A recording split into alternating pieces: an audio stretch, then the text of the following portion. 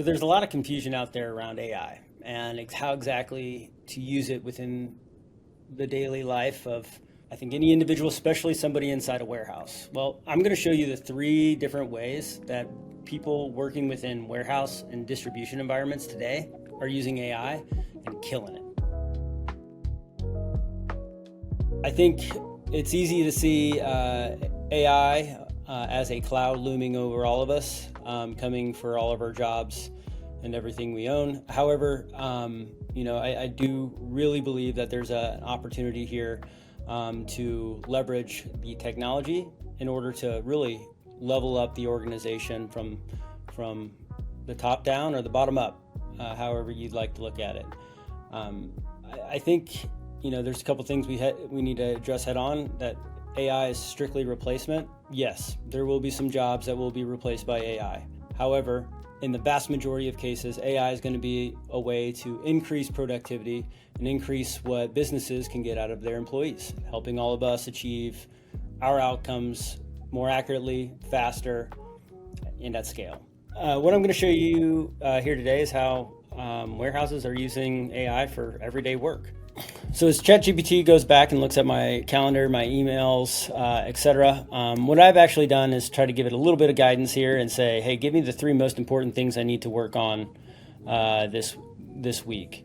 It's looking at my goals and my context as a user, and it is giving me specific examples on what to work on this week, including some advice on a quick call to actions, etc., that I can use in some of my outreach. Now, if you aren't using meeting notes to capture meetings, you're missing out.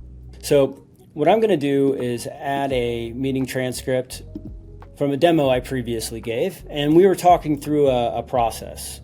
Now I'm getting a breakout of my SOP that I can quickly take, save to Word or a PDF, and get that on file for or underneath whatever review process I have inside the warehouse. I've given AI my prompt, and it started to break down what I needed to start doing immediately in order to satisfy any compliance requirements or any response requirements that we may have. The first thing we need to do is identify, define the scope, et cetera, et cetera. It gives me my entire blueprint on how to get through this particular issue. It's an unstoppable force in which right now is an opportunity to get your hands around it. And I think those that are going to have a little bit of advantage to those that don't. Considering how accurate AI is, there are lots of things you can do to improve accuracy of output.